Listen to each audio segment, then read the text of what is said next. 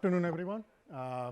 My name is Kaylan Krishna. I'm a product manager with Microsoft Azure Active Directory or Microsoft Identity Division. I welcome to my talk. I work very closely. Okay, let me first fix this because it's not really presenting the way I want to. Is it? Yep. Thank you. Okay. Thank you for coming to my talk. I am going to talk to you about what zero trust means for developers. And before I get started, can I get like a quick idea of how many of you are like developers or work with developers? Can I see some hands? Okay, so that's great. And how many of you are into, let's say, application management, like integration, monitoring? Okay, fair enough. So those are like the two primary audience personas that we basically want to address with this. And so let's get started. So zero trust has been around for a few years. It got a lot of traction over the last 1 year or so. And Microsoft is doing all it can to basically make sure that our products, our educational material, our documents, our tools essentially help you, those who are looking into it or basically rolling it out. One of the things that we heard back from our customers was essentially that the developers did not really figure out where their role was, what were they supposed to do. And then we decided to basically carve out a part of what Microsoft's recommendation is for developers. And I'm going to present some of it to here. Zero trust is a vast area. We cannot do it in a single session. But we will give you enough pointers so you can go and basically follow up and with the necessary idea of how to go about it. So to start the session, I'm basically going to just start with a quick intro to zero trust. I'm going to assume that most of you are familiar. It's again a topic in itself. Then we would touch the important topic that basically started the conversations or the initiative in Microsoft. Is like why does it actually matters for developers? And then I will share a few nuggets of recommendations for developers on what they need to do, what is their responsibility, what are the things that their application should follow and adhere to make sure that they are zero trust ready app. And we'll give you some pointers that as a developer, as an IT admin, as an application administrator, you should be able to follow up to basically get our up-to-date guidance on how developers should integrate zero trust in their application. So yep, before even I touch up on zero trust and what it is, this is the first question that we all get, at least from where I said, is like, hey, we have been following the security development life cycle or a synonym of it in our organization for all these years. So why follow zero trust? And the answer to that is that if you have been following those, you have to understand first that zero trust is not a replacement for everything that you have been following today. Okay? So if you have security fundamentals like threat modeling, code reviews, pen testing, they stay there. Okay? All we have done under zero trust is that we have reevaluated the security practices and basically aggregated them into a certain bucket. And you will see that as I go through these, and if you go through our entire documentation, there isn't exactly a lot of new stuff. It's essentially a reorganization of a lot of things that as a developers, as practitioners, you have been following, but you have to basically pay more attention to because the perimeter has shifted. You are now using a cloud, and lateral movement is actually something that we see a lot happening. Okay, so the primary motivator for zero trust in general, and that also applies for developers, and it actually hits developers very hard, is that the culture of implicit trust has to give way to explicit verification. What do we even mean by that?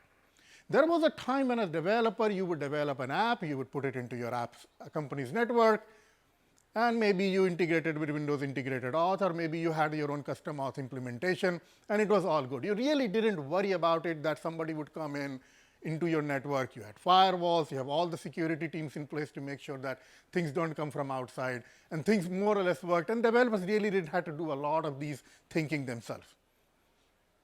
Then cloud happened. Your applications now stay in Azure and AWS's and GCPs. Your app is what an attacker basically uses to start their compromise. They'll move laterally, so if your app is the weak point, that's where the attackers will stop. And that's where the developers are being now asked to essentially look into the zero trust model, the zero trust practices a little bit more carefully.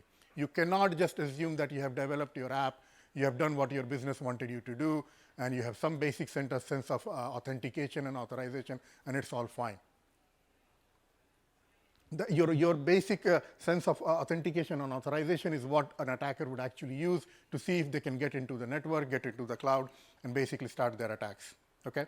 And this is why developers now have to basically start looking into zero trust principle a little bit. So what are these principles? I'm going to cover it again for you, for those who are new. So essentially, zero trust is made up of three principles. The very first principle is verify explicitly, which essentially says that if something is accessing a resource, simpler way to explain is somebody is going to use an application. Before they can get to that application, make sure that you authenticate, authorize based on all data points, user, application, device, identity, location, here. Device, self-service and workload, and classification and anomalies. The good news is that it's not a developer's job, but I'll explain later, okay? The second one is use least privilege access. It has remained as a practice for a very long time. It's essentially about, hey, if a user signs into their application, do not just assume that every resource on the hosting server or every resource on the network or every access to the data should be just assumed as something that gets to every user account. You have to think about, hey, if a user signs in, if a user logs into an application, if an application is making access to some data, they're just getting what they need and nothing more than that. If you don't have those practices in place, you would be, your application, your authentication session would be used to get a lot more done than what you had assumed. For example, if your application, all it needed to do was to read a lot of data, but if you have those permissions that where the application can unintentionally write data, when your application is going to be breached or attacked, that's the thing that you weren't prepared for, but the attacker will make use of. Third is assume breach, and this is something that comes as the biggest surprise. As a developer, what zero trust says actually, it basically applies to every practitioner. You can no longer work with an assumption that your application cannot be breached. You have to prepare your application. You have to deploy it, you have to run it, you have to monitor it in a way where you are able to recover your application, get it back online after a breach has happened. It's kind of counterintuitive, but the problem is because we don't want the breach to happen, but unfortunately it does happen. The worst part is not that what happens after the attackers do. The worst part could be, hey, you are a consumer site with millions of users and you are down for hours, maybe days. Maybe you cannot even recover because your data is now in the hands of a ransomware. So you have to, as a developer, make sure that you have the necessary mechanisms in place to recover from a breach when it happens. As a developer, most probably you would not be really, be aware of when a breach happens. It's more of an IT security thing. But when it happens, if you have done some proactive steps, it will really help them to recover your application, make it online much quicker. So that's your zero trust. And as I said, if you look at the verify explicitly part of the zero trust, most of the hard work is actually done by the identity providers. If you're using Azure Active Directory, Google, Okta, Ping, they will do the most work of making sure that the anomalies, the device detection, the device compliance, and all these things are taken care of. Usually, as a developer, the first thing you should do is to make sure that you shift the authentication perimeter from your application to an identity provider. Do you have your own login screen? You are going to be attacked. You are actually a very, very nice looking target for an attacker. The moment you move it to an Azure Active Directories of the world, your application does not play that big of a part because the attacker now has to attack a very robust authentication system. So most of the things that you look here that we talk about, especially in the verify explicitly part of it, will be taken care by the identity providers. As long as you are integrated with them, you have done the first and the best part. You have taken care of the best part already. Okay. The next thing is essentially from our developers, again, we keep getting asking. So why should you bother to get your zero-trust app ready now that I've explained a lot, but I'll give you some very unique examples, clear examples and common examples of why we keep hearing about it and why you should bother about it. So number one is the IT is rolling out zero trust. What do we mean by that? Because when the zero trust practices and guidelines started to get rolled out somewhere, I say mid last year, like in a big way, it was for the IT administrators. Even today, like I would say 95, 99% of the guidance and steps and work is for the IT administrators to do. When they roll out, they cannot always succeed. A lot of things, setting up firewalls, you don't need developers there for the most part. But there will be certain steps where if the IT admins cannot succeed in rolling out if the developers have not prepared their app for it. For example, if you are enforcing MFA, or if you are using IP addresses to block traffic from, if you are enforcing user compliance, they do not always require participation from developers, but there are some steps, and I'll cover those right in the next slide, which will not work out unless the developer has put an effort in it.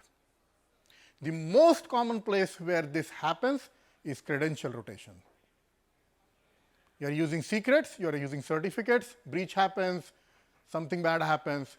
The IT administrators, the security tools that your company has purchased and used, they should be able to rotate those credentials, mark them as inactive, remove them without the app going down.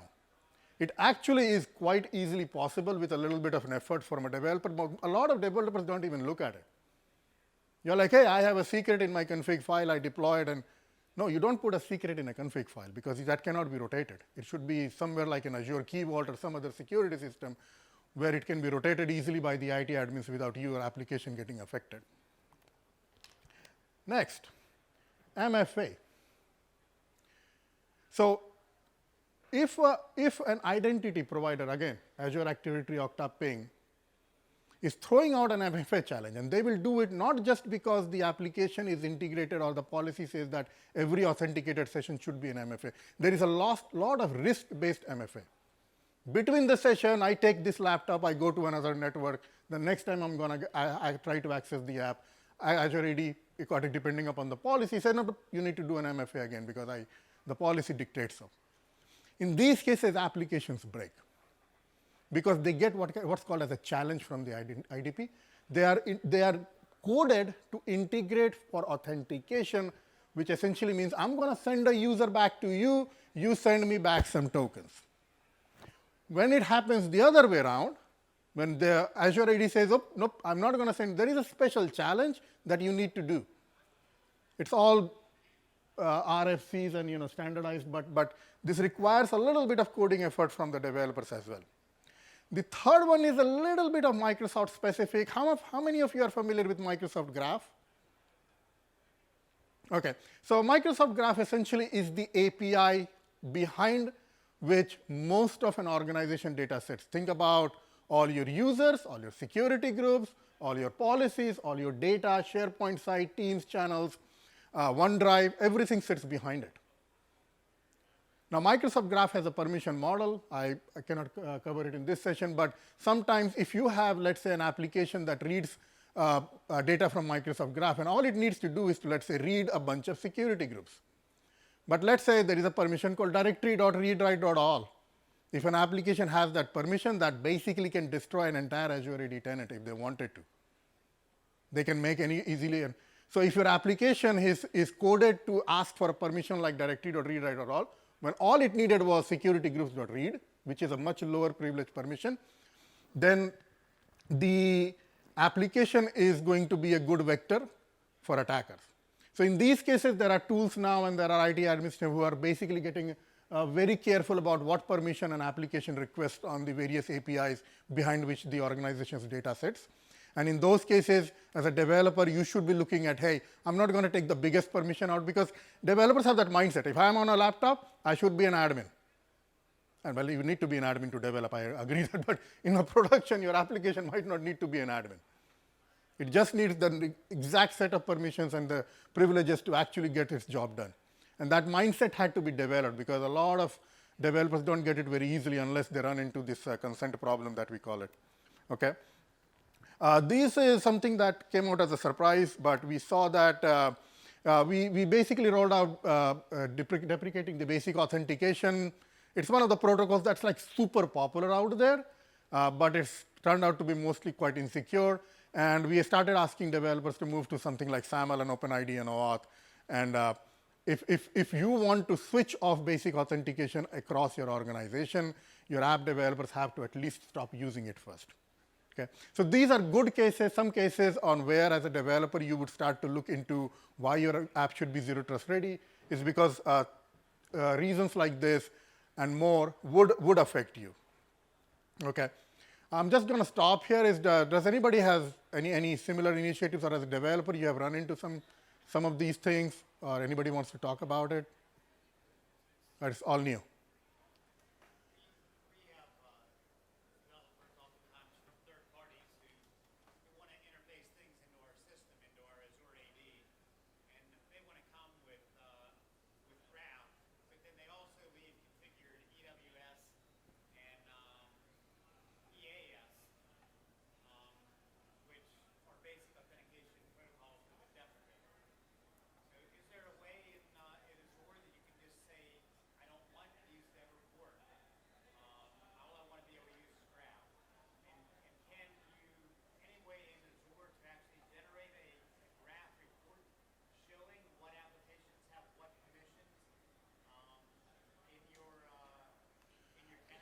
So just to repeat what the question here, he has third-party applications, and please feel free to correct me if I'm wrong.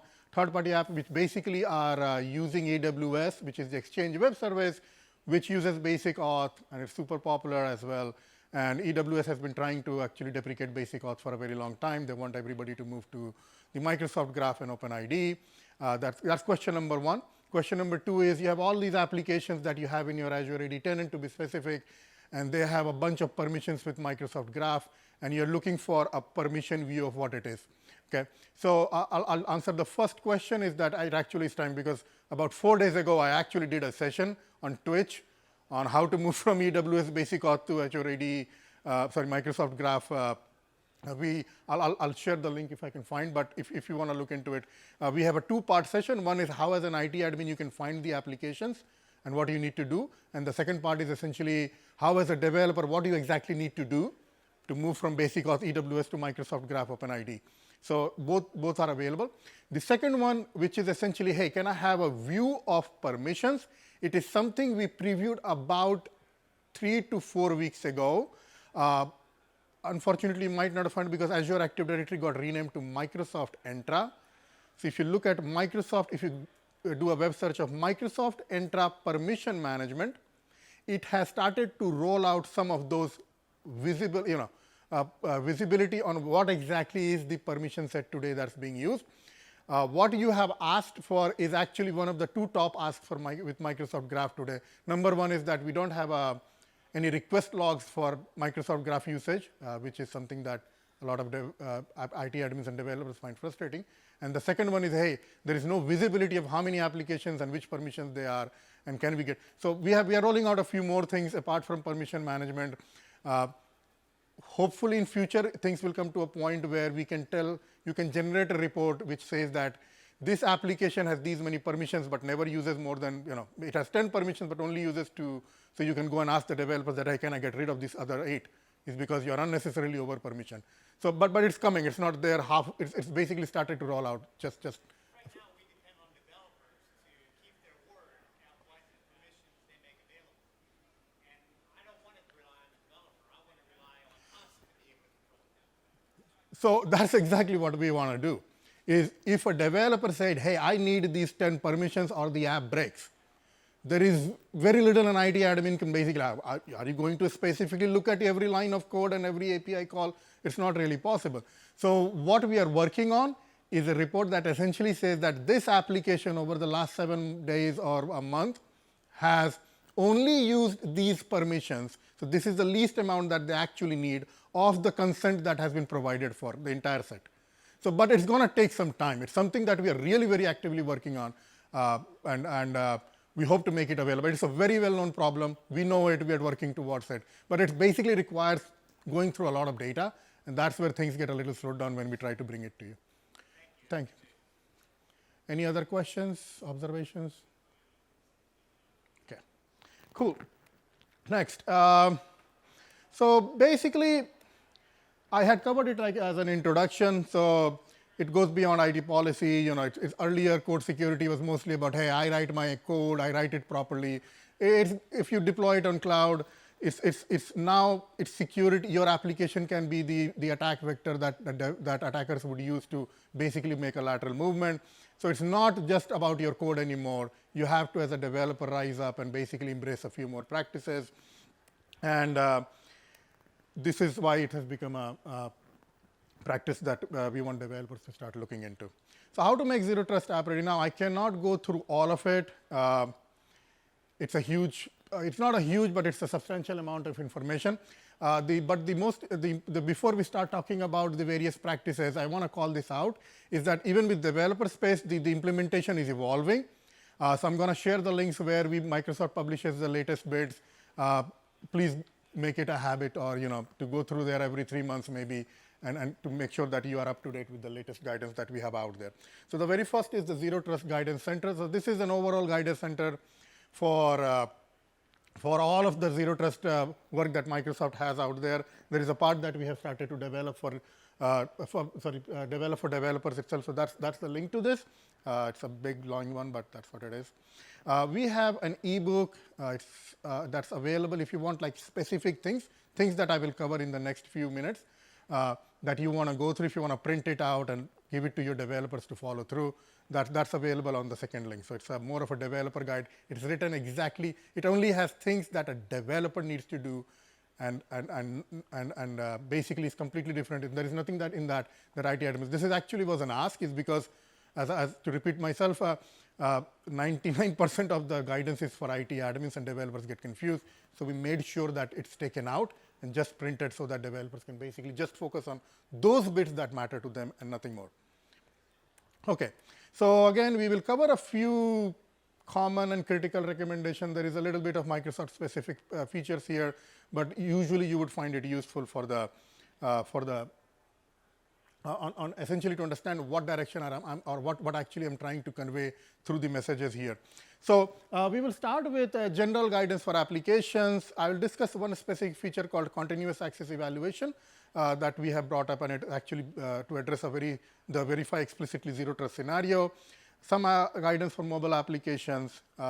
What exactly is it that we are talking about least privileges, Microsoft Graph? I'll just cover that out. How do you adopt credential hygiene? And why should, as a developer, you should be looking at your logging and telemetry? It's a very common thing to do. All applications have logging mechanisms, but do you log enough for your IT admins to essentially recover from a breach? Again, the guide has more. So let's talk about verify explicitly. So verify explicitly, again, as I said, most of the work would be done by an identity provider. But as a developer, make sure that you are using an identity provider. Do you have your own username password database? Do you have your own login screen? You are an open candidate. Your application is an open candidate for attackers. It's as simple as that. We really have no other explanation here.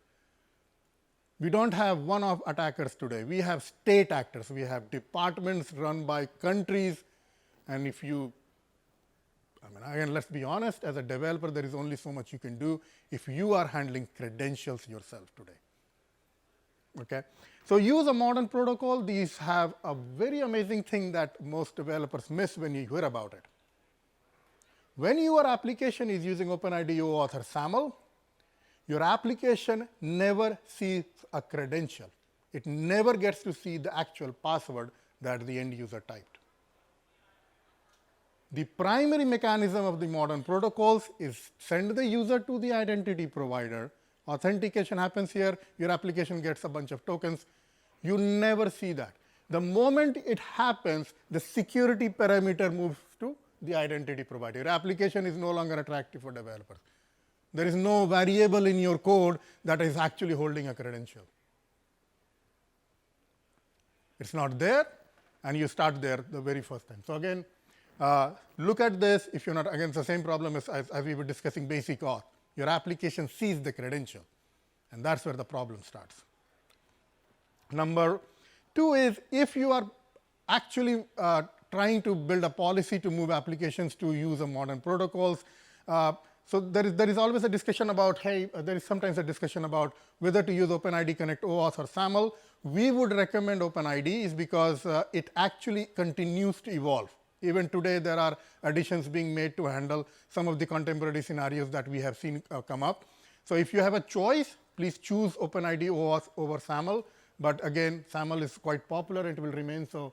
But we, as a Microsoft, the official recommendation is that you should stick to OpenID OAuth for if you are looking into basically integrating with an identity provider. We have Amsoil Libraries for those of you who actually don't want to deal with protocols but want to get all the benefits. These are open source libraries. You can use it. You have 3 lines of code that you have to write. You'd have to learn literally nothing about OpenID and OAuth. It just works for you. And you get into the secure space with like the least amount of work, maybe like a couple of hours. Your application has completely moved from custom auth to the modern auth area. Okay, this is continuous access evaluation. Is a thing that we have started to develop. We are working with the IETF and other groups to basically support it better, a little better. Those of you who have worked with SAML or OpenID, one of the problems with these protocols is that they rely on what we refer to as bearer tokens. An identity provider will give your application a token which is valid for 1 hour to 24 hours depending upon how you have set up your policies.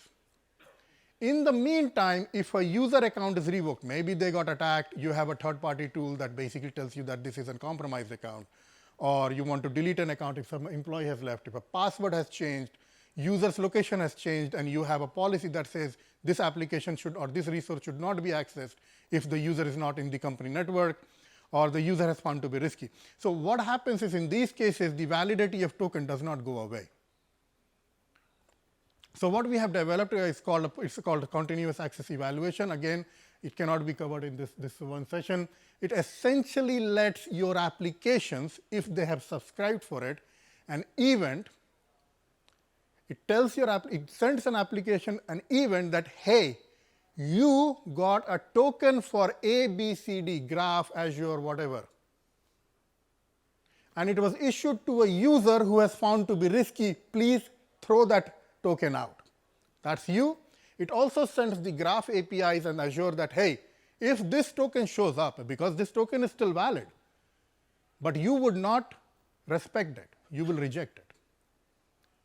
So this is essentially, it was pushed very hard on us, especially from the banking sector, who really want this to be done, and we have sort of managed to get this rolled out in a good capacity. It's not really where we want it to be, but it's getting there.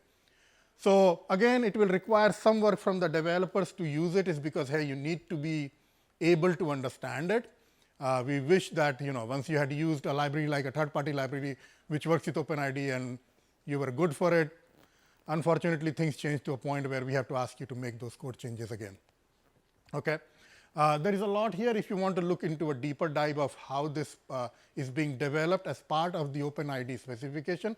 CAE is Microsoft implementation. Claims challenge is an OpenID specification that we are using. If you want to read more, there is another link there that you might find useful. Okay. I'm going to just skip this because I just explained it. There is a demo that we have at this link. If you want to look into it actually in action, you can try this out yourself. And there is a code sample that if you want to try it out, there is another link that's available as well. Okay, the next one is essentially a pure developer topic, which is that, hey, if you get tokens, you are actually supposed to use the claims in the tokens. Just because you got a token is great, is because a mountain of security policies and whatnot got applied before that token was issued. But even in your application, let's say your application is one of the 22,000 that your large organization has in its tenant. Do you really want everything? Do you want, let's say if you're an API, do you really want all 22,000 of them to be able to call you, or do you want to have some control over it? Or maybe if a user signed in, logged in, do you want, let's say if you have, you are Walmart with 1 million, 1.5 million employees, does every application gets to be used by all 1.5 million employees? Definitely not. So the idea is that while there will be some controls always available on the Azure AD tenant side of things for it, as a developer you should also learn how to use some claims, the claims that are provided. It's actually for the developers. They are literally sent to developers, so they would use it for making their authorization decisions and things like that. So let's start with this. If somebody sends a token, especially if you're using bearer tokens in an API, you cannot just take any API. Azure AD issues approximately 100 billion tokens a day. You have to make sure that it has a claim called audience, which has an application ID into it, if it should be for your app. You should not just say, I see a token, it's signed by Azure AD. Nope. We sign 100 billion tokens. You have to make sure that it's for your app. Okay. Maybe you want to make sure that you only accept tokens from that were issued in your tenant, so that's your tenant ID. Maybe you want to only get users a certain amount of features available in the app depending upon which security groups they are member of. So that's there. These are like names are especially, this is actually a very good point that I have to explain. So when you work with name OID, sorry, I want to cover this so it doesn't have it. A name is not unique. It sounds like something people understand, but the only unique, especially if you are working with Azure, you have to basically look for what is the immutable identifier. What we mean by that is, for example, my name is Kaylan Krishna. If I leave and the next Kaylan Krishna joins, Microsoft will give my email ID, my alias to that same person. What they will not have is my object ID. So if you have data basically that you store, if you want to work with permissions, you should not be working with names and user principal names. Learn about what an immutable ID is, and if you have scenarios where you have to take care of those things, you should look into those. I use this immutable IDs rather than the preferred usernames or things like that. So yep, this is one example of how you can use various claims if your application needs to make those decisions. So that was actually an ID token for those of you who want to come to. So this is essentially an application that has only authenticated a user. It's not an access token or a bearer token. This is an example of, let's talk about web APIs. So web APIs are just endpoints out on the internet, and the only way they basically authenticate or authorize is because somebody sends them a token. This is called a bearer token and an access token. Alarmingly, a lot of guidance that we see out there about processing access tokens is about just read the token. A token is supposed to be signed. There is cryptography involved. So faking a token is no big deal. It's just a JOT string, a base 64 string with claims. And a lot of attackers, what they do is they will basically see what a valid token for a certain API looks like. They will frame their own and just send it across to see if that API actually validates tokens. As a developer, you would never write any code for it. That's for sure. That's like rolling your own crypto. There are like hundreds of libraries out there which know how to do the token validation according to the established OpenID standards. You should be validating tokens. That's the number one thing that basically tells you that it's actually a token signed by an identity provider that you trust. Before you use or even look into a claim into a token, it should be validated. That's number one. Look into it, read about it, and basically make sure it's happening in your app. The next one is again a kind of a similar discussion that we had. So this is an access token issued by Azure AD. Again, make sure that it was a token that your app actually wanted to work with. It has things like the application that's calling your API. Do you want to restrict your API to just 4 or 5 applications? That's what you will use. Okay? It has permissions. If you are providing access to data using permissions, are you using a scope claim or not? Are you aware of it? Okay? And the last one is a signature, and that's what I was referring to, that you should use a standard SDK for things like this. So I'm going to just stop here, and because I know I threw out a lot of things. Does anybody has any questions you want to ask? Or I can move to the next topic. Yeah, sorry. Regarding CAE, is it possible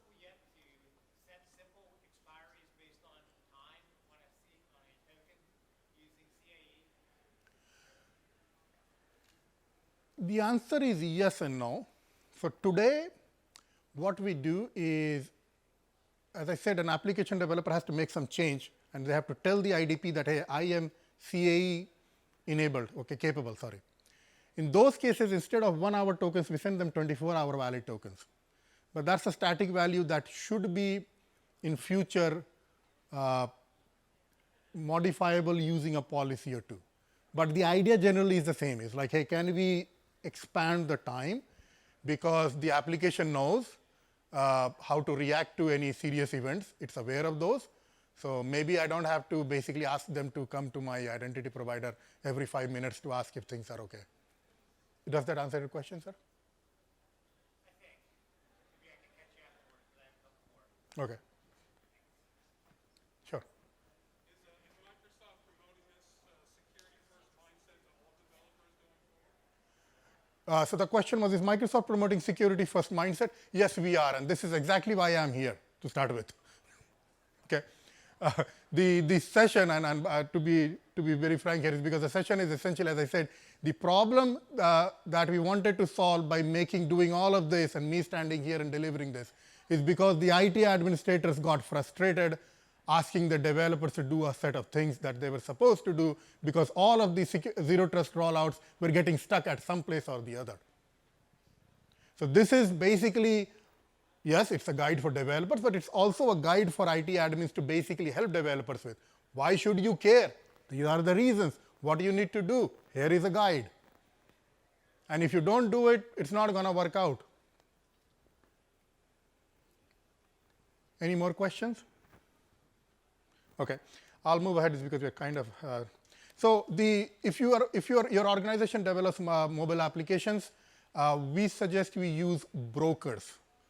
People here are aware of brokers. Have you used Authenticator, Microsoft Authenticator, Google Authenticator, and such? Yep. Your application should be using it. It's actually quite good in the mobile space. It's because your app developers, if they're using the broker applications, they really don't have to do a lot. The brokers are really good. They will take care of every policy, every security feature, and everything that is in between automatically. So that's number one that we basically say. Again, if you're using Amsoil Library, there is some more.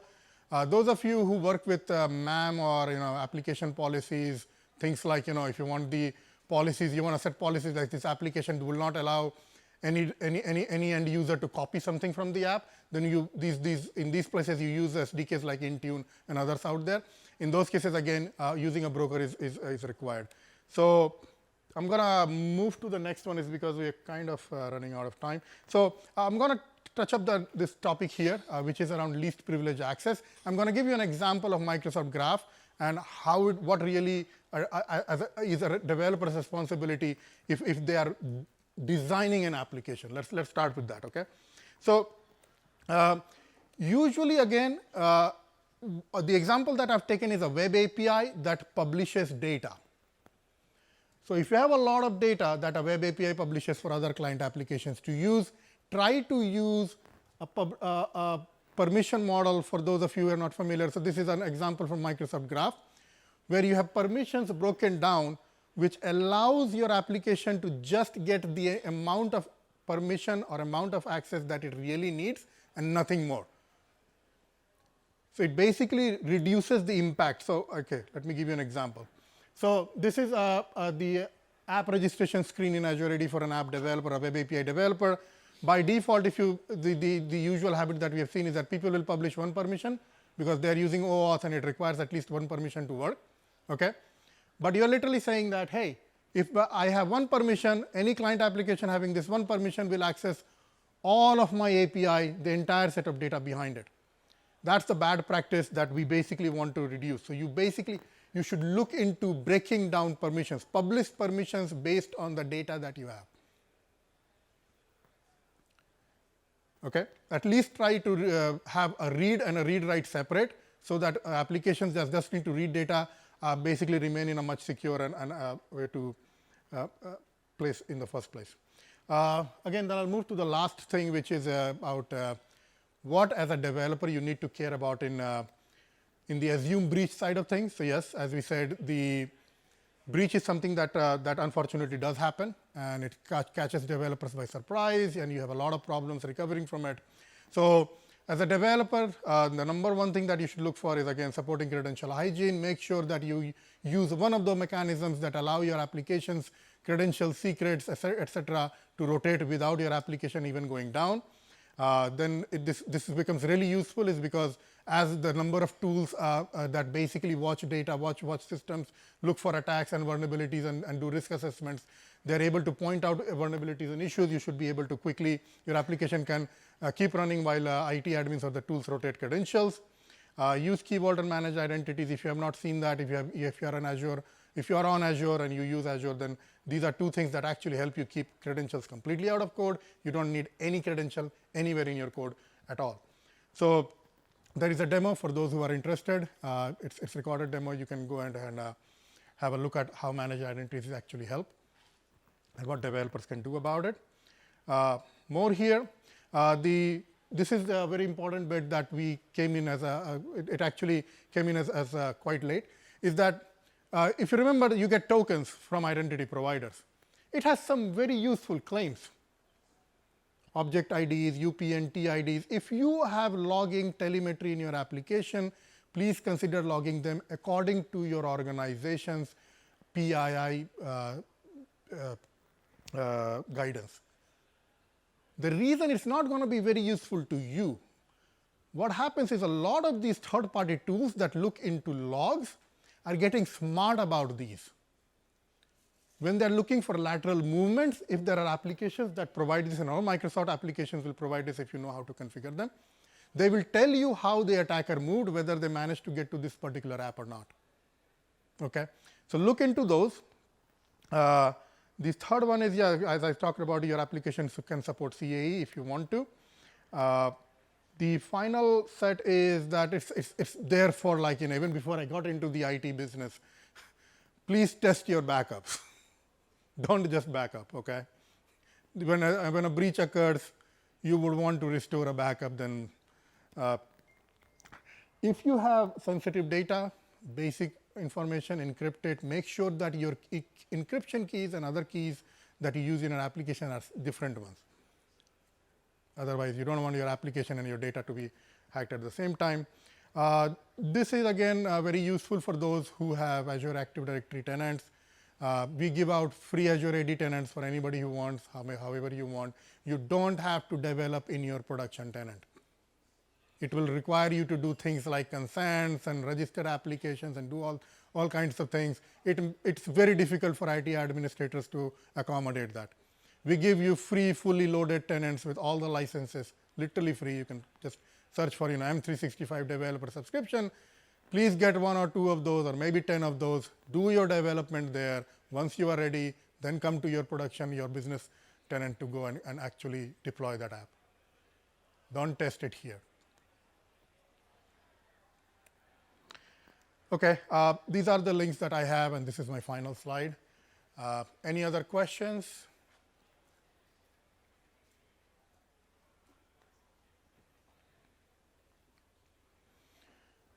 Yep. Is slide deck going to be made available? If you go to the B site, Spitbug site, and go to my session, it actually is available as a download. Yep. Okay. Thank you for coming to this session. I hope you got. Oh, sorry. One question. How are the main ways Azure is doing zero trust? I think the fundamental security. I'm afraid I can't hear you. So. Yeah, so for Azure, I took the fundamental exam for security recently. Zero trust was a big topic on that. Yeah. How's Azure enabling zero trust? Like, what are the main ways it does it? So the question is, how is Azure enabling? Now, Azure is an umbrella of a lot of services. So you have to understand there are 2 aspects of it. Are the services behind that run Azure are zero trust enabled? Yes, Microsoft uses it first. But while all the knobs and all the controls are there in Azure, the developers and IT admins have to use that. If you are integrating and deploying an app on Azure today, if your developer chooses not to use managed identity and Azure Key Vault, it will not be zero trust ready. So you have to understand that there are 2 aspects of it, and that's why we have this. It's like, hey, there are features available, but we cannot force you to use something. Developer by nature, coding is a nature where people just write a lot of stuff, and you have to always keep updating things. Yeah, is there like a good guide, Zero Trust guide for Azure out there? Like, So the one that we have is essentially Azure Active Directory. So that's literally our guide. So it's the very first one for the developers. Yep. Thank you.